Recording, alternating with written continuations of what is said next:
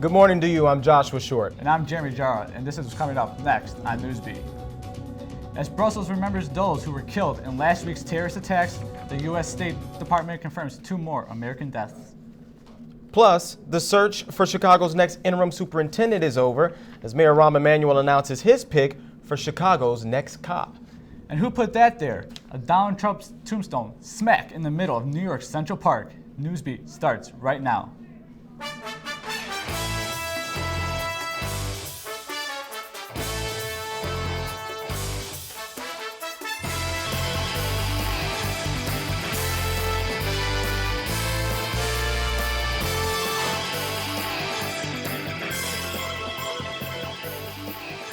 Good morning and thank you for joining us today. I'm Joshua Short. And I'm Jeremy Jara. Today is March 29th. Our top story, the state Supreme Court struck down the city's pension fund reform plan. That means pensions stay the same. But with no state budget in sight, where's the money coming from? Here's Jacqueline Selesky with more on the story. Jacqueline. Thanks, guys. Illinois has one of the worst funded pension systems in the nation. This new Supreme Court ruling aims to give state employees security, financially and mentally. But taxpayers may be the ones on the hook for the bill. Everything that happens in the state happens here. The Thompson Center is the hub for state employees in Chicago. The Illinois Supreme Court ruled against Rahm Emanuel's plan to cut state employees' pension benefits. The 2014 law Emanuel pushed required state workers to raise their retirement contributions by 2.5%, while also scaling back their future benefits. The High Court says the law violates the state constitution's pension clause. I think it's the unequivocal perspective of the justices of the Illinois Supreme Court that you've got to pay what is owed. Illinois has $105 billion in retirement system debt. So how is the state going to find the money to pay for these promised pensions? The state is turning to taxpayers to fix this budget crisis. There has already been a record $543 million property tax hike, and the state is still $8 billion short to pay for benefits. There are tax issues. There would be ramifications in terms of a higher tax. There was a contract and people worked and gave services under a certain agreement, and you can't renegotiate that contract after the services have been performed. So the city and the state just need to find a way to come up with the money somehow. Whether the city will appeal the Supreme Court's decision is still up in the air. So you're basically saying there's just a waiting game from here onward, correct? Exactly. Wow, thank you. Appreciate it. On Friday, tens of thousands of Chicago public school teachers are walking out of the classroom and onto the picket line.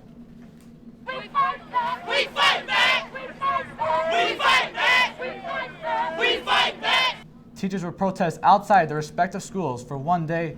The group will then head downtown for a second protest outside CPS headquarters. Teachers say pension contributions are at the center of the strike. Both sides have been negotiating since January. The budget crisis in Illinois is so bad that now one of Chicago's most prestigious colleges is actually asking students to repay their MAP grants. It's happening at the Illinois Institute of Technology on the city's south side.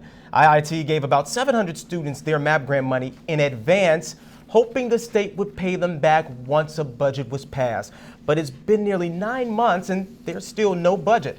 So now IIT demands the students pay back the money they were advanced, or they can't register in the fall.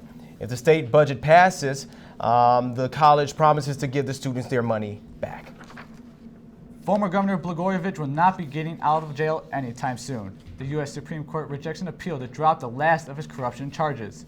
The appeal denial follows a decision last July to throw out 5 of the 18 charges against Blagojevich. The lawyers wanted the judges to change the case to determine the difference between political horse trading and bribery.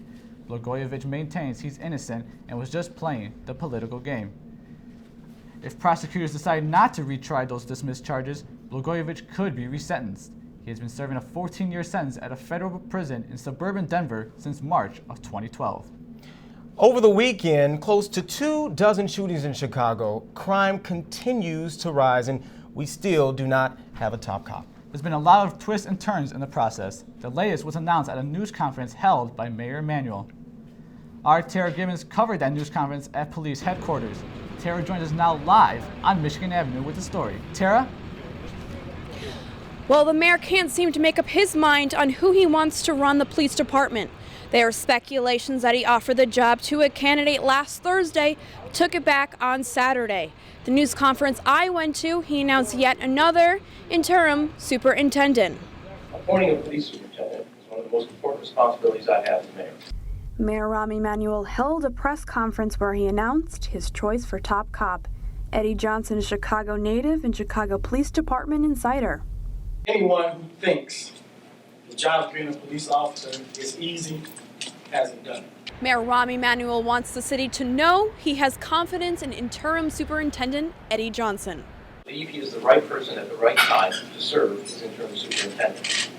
He has the command, the character, and the capability to lead the department at this critical juncture. Emanuel rejected 3 chosen finalists for Chicago's police superintendent. He then appointed interim Johnson and suggested he apply for the position. Crime is up. Eddie Johnson's dual task is to restore morale among cops and trust from citizens and lawmakers. Police work is one of the most challenging and one of the most highest of callings in America.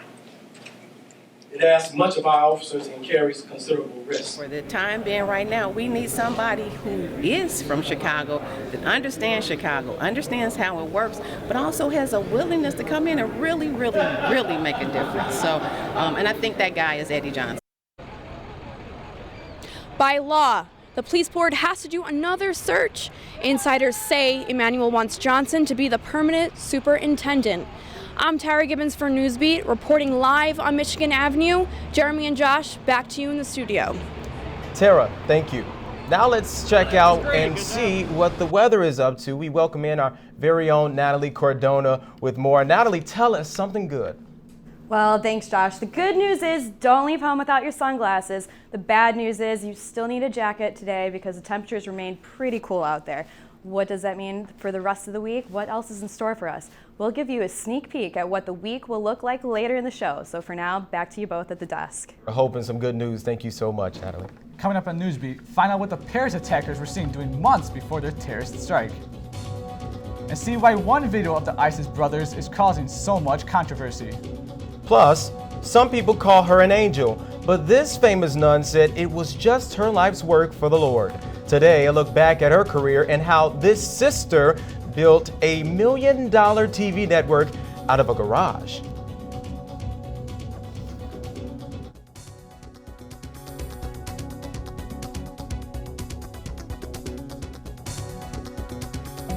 They told me a bottle couldn't dream. That I would never become a superhero.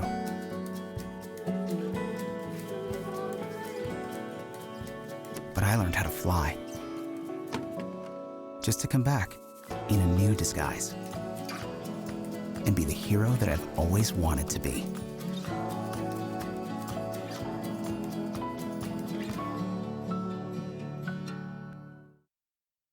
There's one thing you can never have sex without. It's not something you buy. Or something you take. In fact, there's only one way to get it. It has to be given to you, freely. It's consent. Because sex without it isn't sex. It's rape. Consent. If you don't get it, you don't get it. It's on us to stop sexual assault. Learn how and take the pledge at itsonus.org. To Maddie, congrats on paying off all those student loans. Finally, right? How'd you manage that anyway? I started tracking my spending, changed a couple of habits. Wow, I'm kind of living paycheck to paycheck right now. I don't even know how I'm doing it. Well, have you tried saving a little? I want to, but where's that money gonna come from? Bill collectors, they're the worst. Am I right? When it comes to financial stability, don't get left behind. Not home. Get tools and tips for saving at feedthepig.org.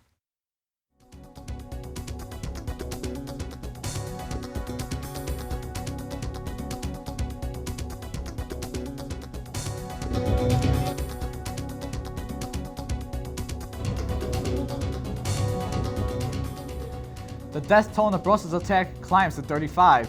Yesterday, the U.S. State Department confirmed 2 more Americans were killed. The couple, Justin and Stephanie Schultz, went to Brussels International Airport to drop off Stephanie's mother when the bombs went off, killing the two and injuring her mother. The couple, originally from Tennessee, moved to Brussels in 2014 for work. In the Twitter post, Justin's brother Levi Sutton said, "We found out today that cowards took my brother's life. The world lost 2 amazing people today."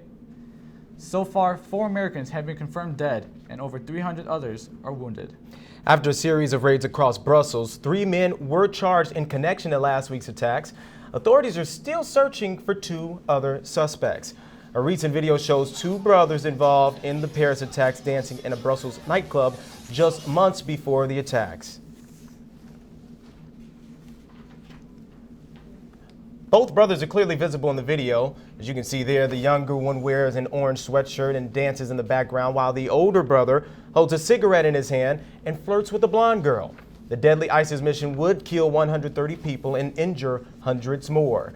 The young brother was the only known member from the attacks to go on the run. He was later captured in the Belgian capital in March before Brussels experienced its own twin attacks. On Sunday, Mexican authorities arrested Joaquin El Chapo Guzman's money man. In a Twitter post, authorities said Juan Manuel Alvarez was on vacation when he was detained in the southern state of Oaxaca. Police say the 34-year-old man nicknamed King Midas laundered over $4 billion in the past decade. Mexican officials said Alvarez operated a network of companies and currency exchanges. The operations took place all over Mexico. The laundering also extended into Colombia, Panama, and the United States. The U.S. wants to extradite him on charges of money laundering. Coming up on Newsbeat, we'll show you why thousands of families are getting a roll-on at the White House. And see how President Barack Obama and First Lady Michelle reacted to their last Easter hunt. We'll tell you what surprises the Obamas had up their sleeves when we come back.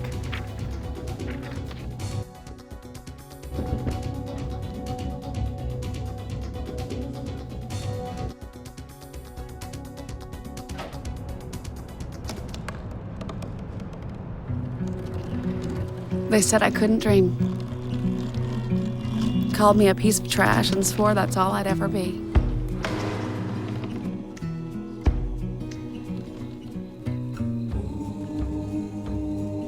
Said a bottle couldn't see the ocean.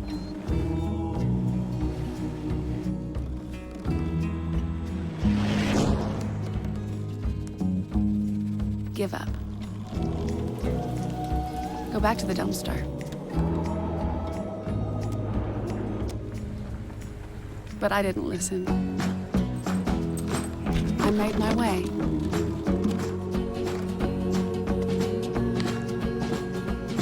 And now, I am what I've always wanted to be.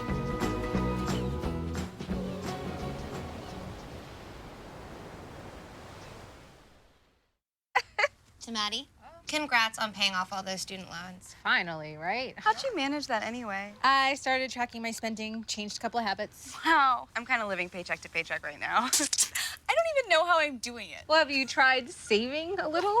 I want to, but where's that money gonna come from? Bill collectors, they're the worst. Am I right? When it comes to financial stability, don't get left behind. Not home. Get tools and tips for saving at feedthepig.org.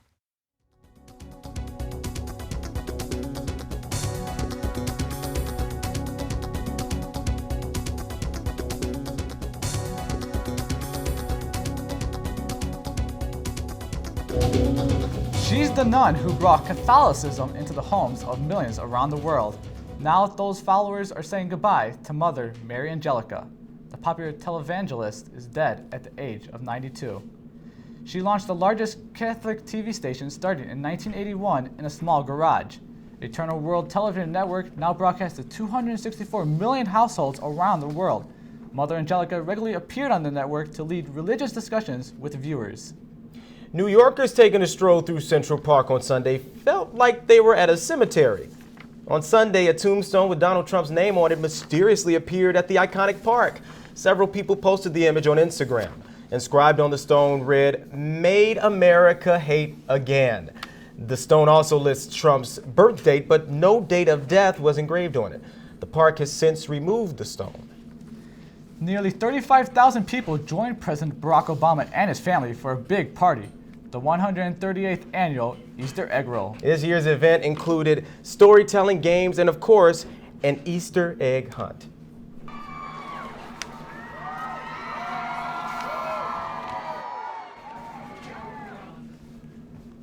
Several families joined the president and First Lady on the White House lawn for the festivities. This year marks the Obama's 8th and final egg roll. Frozen's Let It Go singer Idina Menzel delivered the national anthem, and President Obama spent some time on the tennis and basketball courts. The Obamas later hosted a storytime session, and First Lady Michelle was even seen doing the nay-nay. Now we go back to Natalie for the 5-day forecast. Hopefully we have some heat somewhere in there. Natalie? Well, Jeremy, I can't exactly promise heat. I can promise sunshine for the day, and I hope everybody enjoys it while they can because it's the calm before the storm, and you'll see why in a second. So right now, it's sunny with a high 53 and not too windy. 8 miles per hour winds, east-southeast going for us right now. Generally in the area towards the north, it's a little colder by Zion at 51. O'Hare is 57. Towards the south in Pontiac, it's 60 degrees. Ottawa, 60 degrees as well. Generally just a little bit breezy outside, a little warm. Tonight, it is going to be a low of 42, partly cloudy, no storms in sight, but rolling on to the week ahead, enjoy the nice weather while you can because Wednesday, Thursday, and Friday will be very, very stormy. So high of 62 on Wednesday, high of 63 on Thursday. Friday will be a high of 51. And on Saturday, thankfully the storms will roll away for a bit with a high of 52 and a low of 36. So you'll definitely still need to bundle up. It just seems the weather can't make up its mind whether it's still winter or spring. So keep your warm weather jackets handy for now because Josh and Jeremy, the best tip I have is just have everything and always be prepared for any weather in Chicago. This is that nay-nay weather. This is unfortunate that, it warms up and then it rains. There you go. It's sad, but hey, that's Chicago weather. It is what it is. Thank you so much, Natalie. Sports is straight ahead. Newsbeat's Eddie Diaz has everything you need to know for this weekend's Final Four matchups. The good, the bad, and the ugly from the basketball court of March Madness.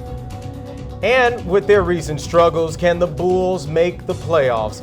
A look ahead at what's to come for D. Rose and company after this.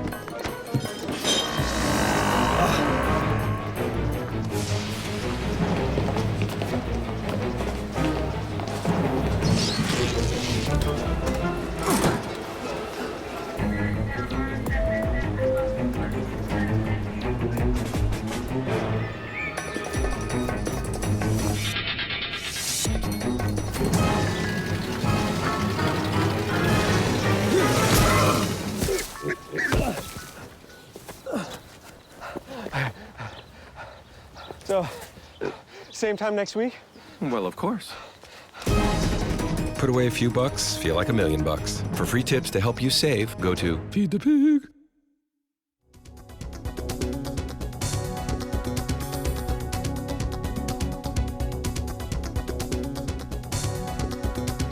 We got Eddie Diaz here with sports. Eddie, I know it's March Madness going on right now, but what's going on with the Bulls? Honestly, Jeremy, madness is not the word to describe the Bulls. They're a hot mess. They are really a hot mess. I mean, what do you have to tell us about them as much as I really don't want to hear the bad news? Well, guys, when you fire your head coach after a 50-win season and a trip to the second round of the playoffs, and then you replace that coach with a coach from Iowa who has just 5 seasons under his belt, what could possibly go wrong? The answer? Everything. The Chicago Bulls are now 2 games out of the 8th seed in the Eastern Conference after their season hit rock bottom on Saturday. The Bulls lost by double digits to a Magic team missing 3 of their 5 starters. And the Bulls held a closed meeting to clear the air, but maybe it's a better idea to clear out their lockers. Which brings us to the question, are the Bulls done? It seems impossible that a team with D. Rose, Jimmy Butler, and Pau Gasol could miss the playoffs, but the Bulls have found new ways to underachieve. The team hasn't missed the postseason since 2008, and that tumultuous season led to the team winning the lottery and picking Derrick Rose #1. Now, Bulls forward Mike Dunleavy called this a do-or-die week, but only time will tell if the rest of the team feels the same. A look ahead now to the Bulls' schedule. March 28th, they play the Indiana Pacers on the road. March 31st, they are on the road against the Houston Rockets. April 2nd, they are against the Detroit Pistons, and April 3rd, they take on the Bucks. Now, the Bulls need to win all of those games to make the playoffs. So would all of the talk matter? The Bulls taking on Paul Millsap, and the Red Hot Hawks, who are 8-2 in their last 10, will pick it up late in the second quarter. Actually, we're going to pick it up right here. Looks like Pau Gasol is going to put a little Spanish on it there, cut the lead to 4, and then Aaron Brooks, will take the layup here and tie the game at 92. And then the Bulls here late in the fourth quarter, Jimmy Butler says, I believe the invitation was +1. Hits the and 1 3-pointer there. And the Bulls, now Mike Dunleavy with a chance to cut the lead to 1, misses a point-blank layup with 6 seconds to go as the Bulls lose a heartbreaker, 102-100. And now on to a Chicago team that's actually winning. The Blackhawks were in Vancouver to take on the Canucks. Scott Darling in the net. He's been hot lately. The Blackhawks would open the scoring. Van Riemsdyk in the slot to Fleischmann. Top shelf. Hawks up 1-0. Then Vancouver would strike back as Burrows gets the friendly bounce in front of the net here to tie the game at 1. Beautiful job on the rebound. And then early in the third, we've got some pretty puck movement. Kane to Van Riemsdyk to Teravainen. Miller has no chance as the Hawks take the lead here.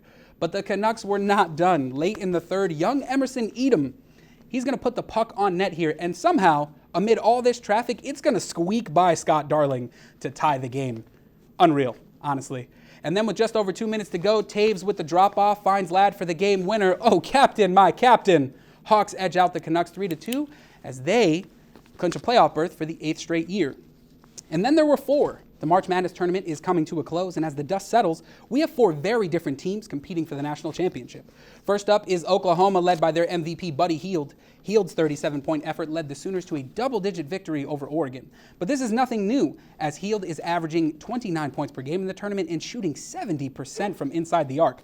If the Sooners have any chance to cut that net down, it's going to rest squarely on the shoulders of Hield, whom many believe will be a top 5 pick in the upcoming NBA draft. And then, of course, there's the North Carolina Tar Heels. The Tar Heels are the only #1 seed remaining in the tournament and are the best offensive team in the NCAA. Led by Coach Roy Williams, UNC are the odds-on favorites to win it all. So the question is, can anyone stop the Tar Heels?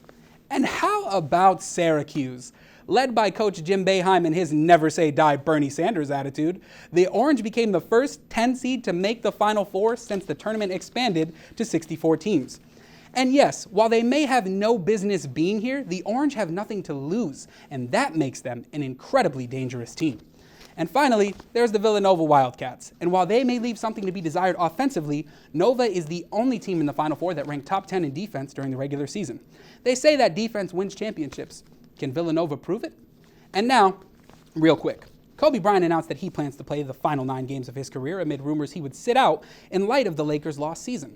The WNBA is celebrating their 20th anniversary this season and is doing so by giving 10 of its 12 teams new uniforms. And finally, the Cubs announced that star pitcher Jake Arrieta will be good to go on opening day after a blister on the thumb of his throwing hand cut his most recent spring training start short. That's all I got for you guys today in sports. But tell me, Final Four this weekend, who you got? Is it possible to pick all 4? No, absolutely not. Absolutely not. I'm sorry. Okay, I'm sorry. That's not the way this works, Josh. It's not okay. That's not how brackets work, man. I go with the hot hand, Buddy Hield, Oklahoma. Yeah, honestly, Oklahoma's. I'm going with Syracuse. Why not? You know, I like an underdog. There you go. See the orange. Thank you, Eddie. Thanks, appreciate guys. it. That's all we have for today. I'm Jeremy Jara. And I'm Joshua Short for Eddie Diaz in sports and Natalie Cordona in weather. Have a great day. Join us every Tuesday right here on Frequency TV at 11:30 for our live broadcast.